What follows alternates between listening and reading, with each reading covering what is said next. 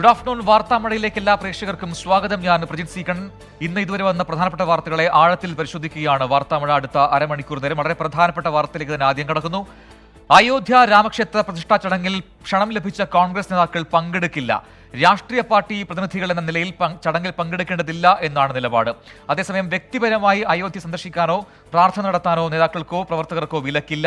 വിഷയത്തിൽ പരസ്യ പ്രസ്താവനകൾ വേണ്ടെന്ന് സംസ്ഥാന ഘടകങ്ങൾക്ക് ദേശീയ നേതൃത്വം നിർദ്ദേശം നൽകി. നേതാക്കളുടെ അഭിപ്രായ ഭിന്നത പാർട്ടിയെ പ്രതിസന്ധിയിലാക്കിയതിന് പിന്നാലെയാണ് ഈ നടപടി. അന്തിമ തീരുമാനം ആലോചിച്ചെടുക്കുമെന്ന് AICC general secretary KC Venugopal പറഞ്ഞു. മാധ്യമപ്രവർത്തകർ ഫോൺ വിളിച്ചാൽ പോലും കേസെടുക്കുന്ന കാലത്ത് മറ്റൊന്നും ചർച്ച ചെയ്യാനില്ലേ എന്നും KC വേണുഗോപാൽ ചോദിച്ചു. നിങ്ങൾക്ക് ഈ ഇതിലുണ്ടാക്കി കോൺഗ്രസിനെ എങ്ങനെയെങ്കിലും കെണിയിൽ വീഴ്ത്താൻ പറ്റുമോ? ഇതാണല്ലോ ചോദ്യം. ഇപ്പം രാജ്യത്തിൻ്റെ വിശാലമായ താല്പര്യം നിങ്ങൾ മനസ്സിലാക്കേണ്ടത് ഇതിനെന്താ ചെയ്യുന്നത് ഒരു സർക്കാരിൻ്റെ ആഘോഷമായിട്ട്, ഒരു പാർട്ടിയുടെ ആഘോഷമായിട്ടാണോ ഇത്തരം ചടങ്ങുകൾ മാറ്റേണ്ടത്? അങ്ങനെയല്ലേ മാറ്റിക്കൊണ്ടിരിക്കുന്നത്. ദേശീയ മാധ്യമങ്ങൾ ചാനൽ എടുത്ത് നോക്കിയാൽ ഒറ്റ വിഷയമല്ലേ ഉള്ളൂ. ഓക്കെ, അത് താങ്കൾ പറയാമല്ലോ. അയോധ്യയിൽ നടക്കുന്നത് കല്യാണമല്ലെന്നും അതുകൊണ്ട് അവിടെ പോകാൻ ആരും വിളിക്കേണ്ടതില്ലെന്നും കോൺഗ്രസ് ഉത്തർപ്രദേശ് സംസ്ഥാന വൈസ് പ്രസിഡന്റ് ദിനേശ് കുമാർ സിംഗ് 24 പറഞ്ഞു. बीजेपी का मंदिर तो नहीं, तो मंदिर सुप्रीम कोर्ट के आदेश से बन रहा है, ये हमारे देश की जनता जानती है. वहाँ पे कुछ विवाद था, कुछ चीज़ें हुई थी और कोर्ट के फैसले को भी सब लोग जानते हैं. उस फैसले में क्या क्या लिखा चीज़ें हैं, कई गलतियाँ हुई हैं, उसमें स्वीकार भी की गई हैं. तो वो कोई मंदिर ऐसा किसी व्यक्ति किसी पार्टी विशेष का होगा, ऐसा नहीं है.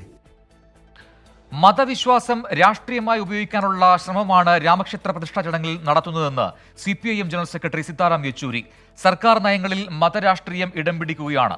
പാർലമെന്റ് തെരഞ്ഞെടുപ്പും ലക്ഷ്യമിട്ടുള്ള നീക്കമാണ് ഇപ്പോൾ നടക്കുന്നതെന്നും സീതാറാം യെച്ചൂരി പറഞ്ഞു. The constitution is very clear, does not either profess or patronize any religion. But here this function is going to be, the inauguration is going to be done by the Prime Minister of India in the presence of the UP Chief Minister and maybe other constitutional, those who are holding constitutional positions. We think this is the gross misuse of the religious sentiments of the people for their political purposes. This is the open politicization of religion. Radhakrishnan Chetan ഡൽഹിയിൽ നിന്നും കൂടുതൽ വിവരങ്ങളുമായി. RK, ഏറ്റവും ഒടുവിൽ കോൺഗ്രസ് ഒരു നിലപാടിലേക്ക് വരുന്നു. അയോധ്യ ചടങ്ങിൽ പങ്കെടുക്കണമോ വേണ്ടയോ എന്ന കാര്യത്തിൽ. പക്ഷേ അത് കൃത്യമായൊരു നിലപാട് പറയുമ്പോഴും അതിലും ഒരു വ്യക്തത കുറവുണ്ട്. ഈ മുതിർന്ന നേതാക്കൾ പങ്കെടുക്കില്ല, അതായത് ഒരു രാഷ്ട്രീയ പാർട്ടി എന്ന നിലയിൽ കോൺഗ്രസ് പങ്കെടുക്കില്ല പ്രതിഷ്ഠാ ചടങ്ങിൽ എന്ന് പറയുമ്പോൾ, പക്ഷേ നേതാക്കൾക്ക് വേണമെങ്കിൽ വ്യക്തിപരമായി പങ്കെടുക്കാം. അതിൽ തന്നെ മുതിർന്നവർ വേണ്ട, ദേശീയ നേതാക്കൾ വേണ്ട എന്നൊരു അഭിപ്രായത്തിലേക്കാണോ കോൺഗ്രസ് വരുന്നത്? എങ്ങനെയാണ് ഇപ്പോൾ ഈ ദേശീയ നേതൃത്വം നൽകിയ നിർദ്ദേശങ്ങളിൽ വരുന്ന തുടർ പ്രതികരണങ്ങൾ?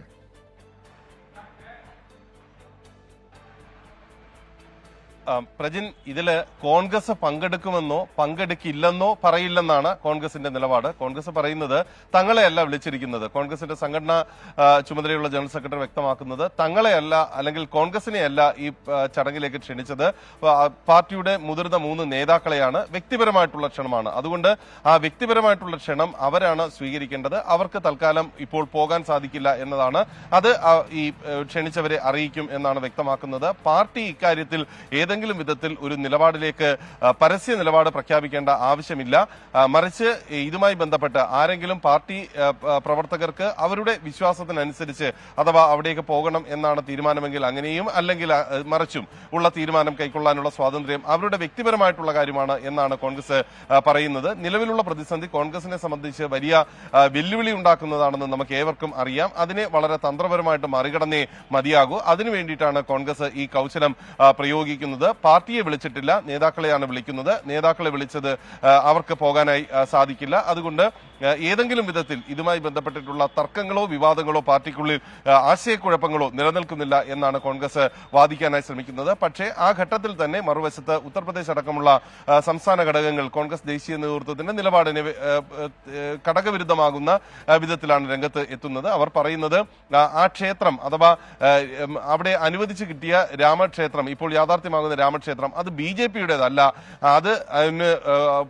കാരണക്കാരായിട്ടുള്ളവർ തങ്ങൾ കൂടി ആണ്. എക്കാലത്തും ഇതിനു വേണ്ടിയിട്ട് കോൺഗ്രസ് ശ്രമിച്ചിരുന്നു. അവിടെ ഒരു കല്യാണമല്ല നടക്കുന്നത്, അതുകൊണ്ട് ആരും വിളിച്ചില്ലെങ്കിലും തങ്ങൾക്ക് അവിടെ പോകാം എന്നുള്ളതാണ്. 3 നേതാക്കന്മാരെയാണ് മാത്രം വിളിച്ചത് എന്ന കാര്യത്തിന്റെ അടിസ്ഥാനത്തിലാണ് ഈ പ്രതികരണം ഉണ്ടാകുന്നത്. ദേശീയ തലത്തിൽ കോൺഗ്രസിനെ സംബന്ധിച്ച് ഈ വിഷയത്തിലെ പ്രതിസന്ധിയിൽ നിന്ന് ദേശീയ ഘടകം മറികടക്കാനായിട്ട് ശ്രമിക്കുമ്പോഴും സംസ്ഥാന ഘടകങ്ങൾ അവരുടെ നിലപാടുകൾ ഈ വിധത്തിലാണ് പ്രതിഫലിപ്പിക്കുന്നത്. പ്രജിൻ. ശരി, ആർ രാധാകൃഷ്ണനാണ് ഡൽഹിയിൽ നിന്നും വിശദാംശങ്ങൾ നൽകിയത്. അയോധ്യ രാമക്ഷേത്ര പ്രതിഷ്ഠാ ചടങ്ങ് BJP രാഷ്ട്രീയ പരിപാടിയാക്കി മാറ്റുന്നുവെന്ന് മുസ്ലിം ലീഗ്. മറ്റ് രാഷ്ട്രീയ പാർട്ടികൾ ഇത് തിരിച്ചറിഞ്ഞ് നിലപാടെടുക്കണം. ആരാധനാലയങ്ങൾ വിശ്വാസത്തിന്റെ ഭാഗമാണെന്നും മുസ്ലിം ലീഗ് വിശ്വാസികൾക്കൊപ്പമാണെന്നും സംസ്ഥാന അധ്യക്ഷൻ സാദിഖ് അലി ശിഹാബ് തങ്ങൾ പറഞ്ഞു.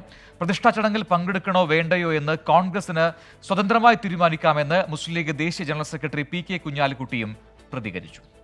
ഈ വിഷയത്തെ സംബന്ധിച്ച് കാര്യമായി ഈ സ്റ്റേജിൽ, കാരണം ഓരോ പാർട്ടി എടുക്കേണ്ട തീരുമാനത്തെക്കുറിച്ച് നമ്മൾ പറയില്ല.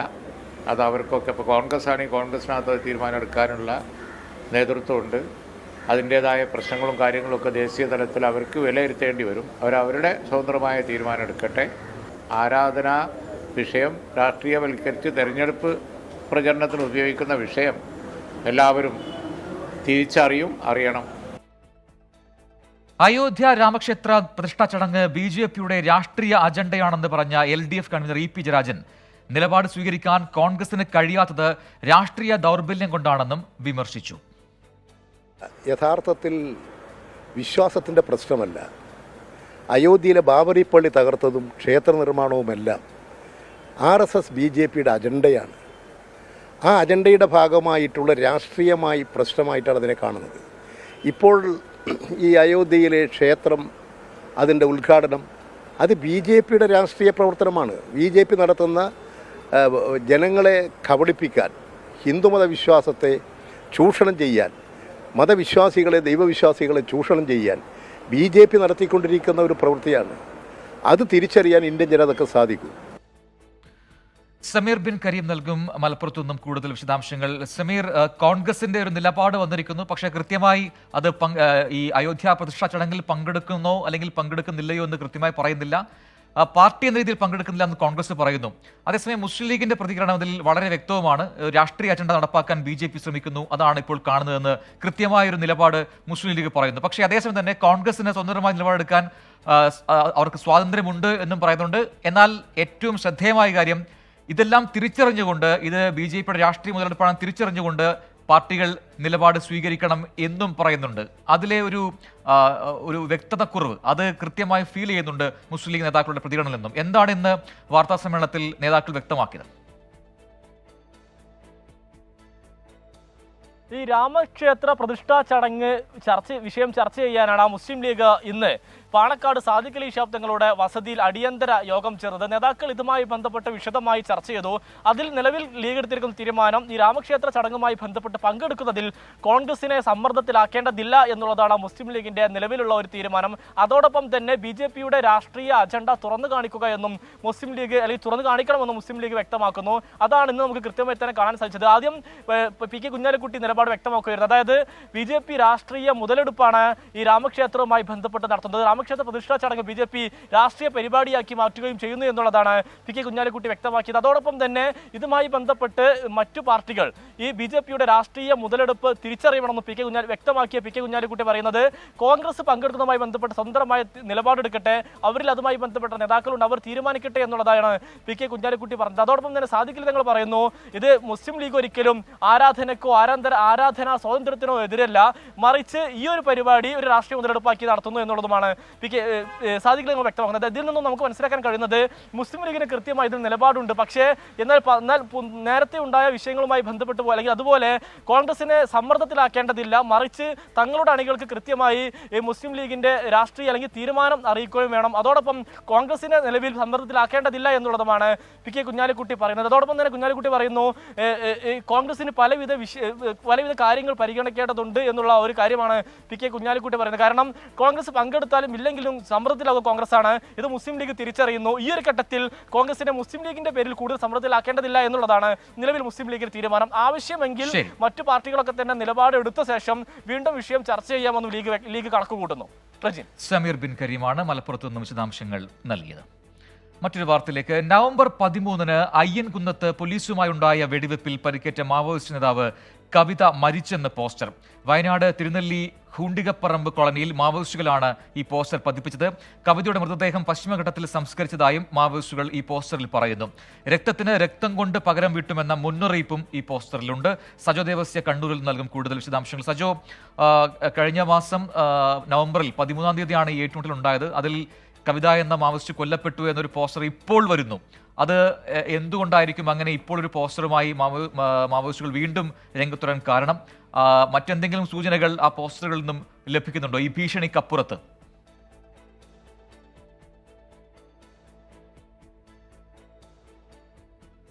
പ്രജിൻ, നവംബർ 13-നാണ് കണ്ണൂരിലെ ഇരിട്ടിക്കടുത്ത മലയോര മേഖലയായ അയ്യൻകുന്ന് പഞ്ചായത്തിലെ ഉരുപ്പൻകുറ്റിക്കടുത്ത ഞെട്ടിത്തോട് വനമേഖലയിൽ ഏറ്റുമുട്ടൽ ഉണ്ടായത്. തണ്ടർബോൾട്ട് സംഘവും മാവോയിസ്റ്റുകളും തമ്മിലാണ് മണിക്കൂറുകളോളം നീണ്ട ഏറ്റുമുട്ടൽ ഉണ്ടായത്.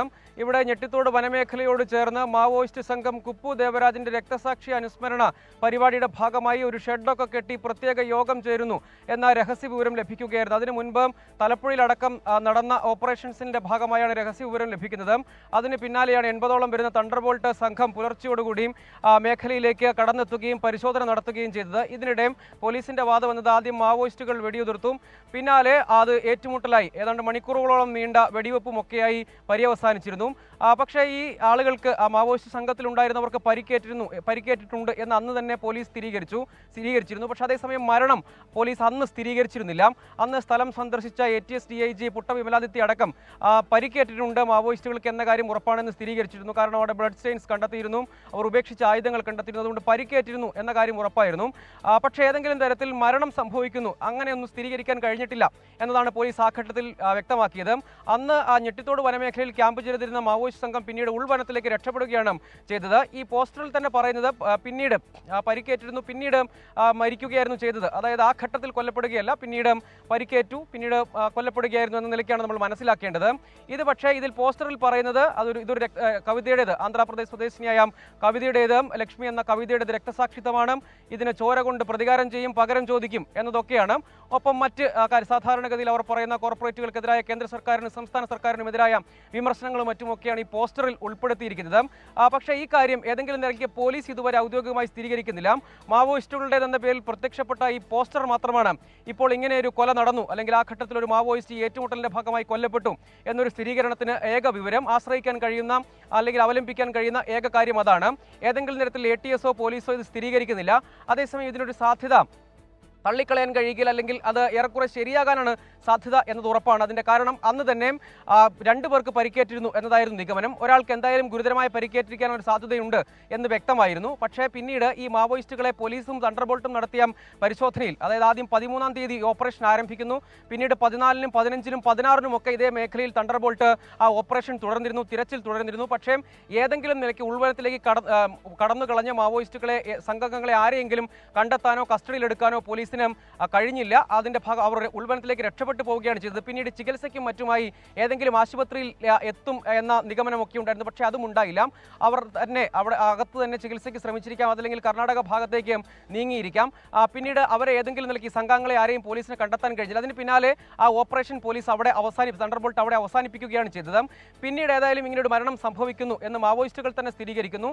അത് ശരിയാവാനുള്ള എല്ലാ സാധ്യതകളും ഉണ്ട്. അന്ന് പക്ഷേ പോലീസ് അത് മരണം സംഭവിച്ചു എന്നൊരു നിഗമനത്തിലേക്ക് പോലീസിന് എത്താൻ കഴിഞ്ഞിരുന്നില്ല. അതുകൊണ്ട് ആ ഘട്ടത്തിൽ അത് സ്ഥിരീകരിച്ചിരുന്നില്ല എന്നതാണ് പോലീസിന്റെ ഒരു വാദം. അന്ന് അങ്ങനെ ഒരു ഓപ്പറേഷൻ, രഹസ്യവിവരത്തിന്റെ അടിസ്ഥാനത്തിൽ ഓപ്പറേഷൻ നടത്തുന്നവരെ കസ്റ്റഡിയിലെടുക്കാനായിരുന്നു ശ്രമം. ആദ്യം മാവോയിസ്റ്റുകളാണ് വെടിവെച്ചത്, അതുകൊണ്ടാണ് അത് ഏറ്റുമുട്ടലിലേക്ക് വഴിമാറിയത് എന്നതൊക്കെയായിരുന്നു വാദം. ഏതായാലും ഇക്കാര്യത്തിൽ മാവോയിസ്റ്റുകളുടെ ഭാഗത്തുനിന്ന് ഒരു സ്ഥിരീകരണമുണ്ട്. ഇത് സംബന്ധിച്ച് പോലീസിന്റെ കൂടി ഒരു സ്ഥിരീകരണം വരണം. ഏതായാലും ഈ പശ്ചാത്തലത്തിൽ സുരക്ഷ കൂടുതൽ വർദ്ധിപ്പിക്കുമെന്നാണ് നമ്മൾ മനസ്സിലാക്കുന്നത്. സജോ ദേവസ്യാണ് കണ്ണൂരിൽ നിന്നും വിശദാംശങ്ങൾ നൽകിയത്. ഇപ്പോൾ ലഭിക്കുന്ന ഒരു പ്രധാനപ്പെട്ട വാർത്തയിലേക്കാണ് ഇനി. മന്ത്രിമാരുടെ വകുപ്പിൽ മാറ്റമില്ല എന്ന വാർത്ത വരുന്നു. ഗണേഷ് കുമാറിന് സിനിമാ വകുപ്പ് നൽകില്ല. CPIM സംസ്ഥാന സെക്രട്ടേറിയറ്റിലാണ് ഈ തീരുമാനം ഉണ്ടായിരിക്കുന്നത്. VA ഗിരീഷ് നൽകും കൂടുതൽ വിശദാംശങ്ങൾ. ഗിരീഷ്, ഒടുവിൽ തീരുമാനം വരുന്നു, വകുപ്പുകൾ മാറുന്നില്ല, ഇപ്പോൾ നിലവിൽ നേരത്തെ പറഞ്ഞതുപോലെ കെ ബി ഗണേഷ് കുമാറിന് ഗതാഗത വകുപ്പ് ലഭിക്കുന്നു. ഒപ്പം തന്നെ രാമേന്ദ്രൻ കടന്നപ്പള്ളിക്ക് തുറമുഖ വകുപ്പ്. ഇതിൽ മാറ്റങ്ങളില്ല. തീരുമാനം ഏകകണ്ഠമായാണോ CPM സംസ്ഥാന സെക്രട്ടറിയിൽ ഉണ്ടായത്? മറ്റെന്തെങ്കിലും അഭിപ്രായങ്ങൾ ഉയർന്നു വന്നോ? പ്രജൻ, മന്ത്രിമാരുടെ വകുപ്പുകളിൽ ചില മാറ്റങ്ങൾ വേണമെന്ന ആവശ്യം നേരത്തെ ഉയർന്നതാണ്. CPI മന്ത്രിമാർ ഉൾപ്പെടെ ഇക്കാര്യങ്ങൾ ചില ആവശ്യങ്ങൾ മുന്നോട്ട് വെക്കുകയും ചെയ്തിരുന്നു. ഇന്ന് ചേർന്ന CPM സംസ്ഥാന സെക്രട്ടേറിയറ്റ് ഈ വിഷയം ചർച്ച ചെയ്തു. പുതിയതായി മന്ത്രിയാകുന്ന കെ ബി ഗണേഷ് കുമാറിനും അതോടൊപ്പം തന്നെ രാമചന്ദ്രൻ കടന്നപ്പള്ളിക്കും മുൻപ് അവരുടെ മുൻഗാമികൾ കൈകാര്യം ചെയ്തിരുന്ന അതേ വകുപ്പുകൾ തന്നെ നൽകിയാൽ മതി എന്നുള്ള ഒരു തീരുമാനത്തിലേക്കാണ് എത്തിയിരിക്കുന്നത്. മാത്രമല്ല, കേരള കോൺഗ്രസ് ബി സിനിമാ വകുപ്പ് കൂടി കെ ബി ഗണേഷ് കുമാറിന് നൽകണമെന്ന ഒരു ആവശ്യം ഉന്നയിച്ചിരുന്നു. എന്നാൽ CPM സെക്രട്ടേറിയറ്റ് ഇത് തള്ളി. കെ ബി ഗണേഷ് കുമാർ നേരത്തെ ആന്റണി രാജു കൈകാര്യം ചെയ്തിരുന്ന ഗതാഗതം ഉൾപ്പെടെയുള്ള വകുപ്പുകൾ കൈകാര്യം ചെയ്യട്ടെ എന്ന നിലപാടിലേക്ക് എത്തിച്ചേർന്നിരിക്കുന്നു. അതോടൊപ്പം തന്നെ മറ്റ് മന്ത്രിമാരുടെ വകുപ്പുകളിലും തൽക്കാലം മാറ്റങ്ങൾ വേണ്ട എന്ന ഒരു പൊതു തീരുമാനത്തിലേക്ക് CPM എത്തിയിരിക്കുന്നു. ലോക്സഭാ തെരഞ്ഞെടുപ്പ് അടുത്തിരിക്കുന്ന സാഹചര്യത്തിൽ മന്ത്രിമാരുടെ വകുപ്പുകളിൽ മാറ്റങ്ങൾ വരുത്തുന്നത് സർക്കാരിന്റെ പ്രതിച്ഛായയെ ദോഷകരമായി ബാധിക്കുമെന്ന ഒരു പൊതുവിലയിരുത്തലിന്റെ കൂടി അടിസ്ഥാനത്തിലാണ് ഇപ്പോൾ വകുപ്പുകളിൽ മാറ്റം വേണ്ട എന്ന ഒരു തീരുമാനത്തിലേക്ക് CPM എത്തിച്ചേർന്നിരിക്കുന്നത്. കെ ബി ഗണേഷ് കുമാറിന് നേരത്തെ ആന്റണി രാജു കൈകാര്യം ചെയ്തിരുന്ന ഗതാഗത വകുപ്പ് തന്നെ ലഭിക്കും, സിനിമാ വകുപ്പ് ലഭിക്കില്ല എന്നും ഇപ്പോൾ തീർച്ചയായിരിക്കുന്നു. ഒപ്പം ഗിരീഷ്, ഒപ്പം 4 മണിക്കാണ് സത്യപ്രതിജ്ഞ ചടങ്ങ്. അതിൽ ആരൊക്കെയാകും പങ്കെടുക്കുക? അതൊക്കെയുള്ള തീരുമാനങ്ങളൊക്കെ നിലവിൽ വന്നിട്ടുണ്ടോ? അപ്രകാരം സത്യപ്രതിജ്ഞ ചടങ്ങിൽ ഇടതുമുന്നണിയുടെയും CPM-ന്റെയും മുതിർന്ന നേതാക്കൾ ഉൾപ്പെടെ എല്ലാവരും തന്നെ പങ്കെടുക്കും. പ്രതിപക്ഷം ഈ ചടങ്ങ് ബഹിഷ്കരിക്കും എന്ന് നേരത്തെ തന്നെ അവർ പ്രഖ്യാപിച്ചതാണ്. അതിന് പ്രധാനപ്പെട്ട കാരണമായി അവർ ചൂണ്ടിക്കാട്ടുന്നത് കെ ബി ഗണേഷ് കുമാറിനെ മന്ത്രിസ്ഥാനത്തേക്ക് കൊണ്ടുവരുന്നു എന്നുള്ളതാണ്. മുൻ മുഖ്യമന്ത്രി ഉമ്മൻചാണ്ടിയെ നിരന്തരം ആക്ഷേപിച്ച ഒരാൾ സത്യപ്രതിജ്ഞാ ചടങ്ങിൽ പങ്കെടുക്കാൻ കഴിയില്ല എന്ന് പ്രതിപക്ഷം വ്യക്തമാക്കുന്നു. അതേസമയം തന്നെ CPM-ന്റെയും ഇടതുമുന്നണിയുടെയും എല്ലാ മുതിർന്ന നേതാക്കളും ഈ ചടങ്ങിൽ പങ്കെടുക്കും. ശരി, വി എ ഗിരീഷ് തുടരുക. മറ്റൊരു വാർത്ത കൂടി അറിയേണ്ടതുണ്ട്, അതിന് വിശദാംശങ്ങൾ അറിയേണ്ടതുണ്ട്. തൃശ്ശൂർ പൂരം പ്രദർശനത്തിന്റെ തറവാടക സംബന്ധിച്ച തർക്കം പരിഹരിക്കാൻ മുഖ്യമന്ത്രി യോഗം വിളിച്ചിരിക്കുന്നു. ഇന്ന് വൈകിട്ട് 7:30 ഓൺലൈനായാണ് യോഗം.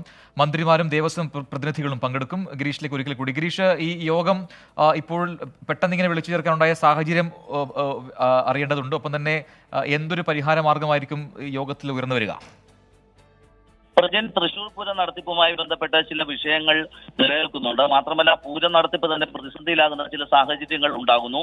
ഈ ഒരു സാഹചര്യത്തിലാണ് ഇപ്പോൾ മുഖ്യമന്ത്രി ഈ വിഷയത്തിൽ ഇടപെട്ടിരിക്കുന്നത്. മുഖ്യമന്ത്രി ഇന്ന് അടിയന്തരമായി യോഗം വിളിച്ചു ചേർക്കുകയും ചെയ്തിരിക്കുന്നു. വൈകുന്നേരം 7:30ക്കാണ് യോഗം. ദേവസ്വം മന്ത്രി ഉൾപ്പെടെയുള്ളവർ ഈ യോഗത്തിൽ പങ്കെടുക്കും. അതിനു പുറമെ കൊച്ചിൻ ദേവസ്വം ബോർഡിന്റെ പ്രസിഡന്റും അതോടൊപ്പം തന്നെ തൃശൂരിൽ നിന്നുള്ള മന്ത്രിമാരായ കെ രാജൻ, ആർ ബിന്ദു എന്നിവരും പങ്കെടുക്കുന്നുണ്ട്. പാറമേക്കാവ്, തിരുവമ്പാടി ദേവസ്വം ഭാരവാഹികളും യോഗത്തിൽ പങ്കെടുക്കും. ഓൺലൈനായിട്ടാണ് യോഗം ചേരുന്നത്. പൂരം എക്സിബിഷൻ ഗ്രൗണ്ട് സംബന്ധിച്ച കോടതി ഇടപെടലുകൾ യോഗത്തിൽ ചർച്ചയാകും. അതോടൊപ്പം തന്നെ പൂരം നടത്തിപ്പിനുള്ള സാമ്പത്തിക പ്രതിസന്ധി ഉൾപ്പെടെയുള്ള വിഷയങ്ങളും യോഗം ചർച്ച ചെയ്യും. ഏതായാലും തൃശൂർ പൂരം ഭംഗിയായി നടത്തണമെന്ന നിലപാടാണ് സംസ്ഥാന സർക്കാരിനുള്ളത്. ഇതിനാവശ്യമായ ക്രമീകരണങ്ങൾ യോഗത്തിൽ ഉണ്ടാകും. ശരി, വി എ ഗിരീഷാണ് വിശദാംശങ്ങൾ നൽകിയത്. ഇതോടെ വാർത്താമഴ പൂർത്തിയാവുകയാണ്.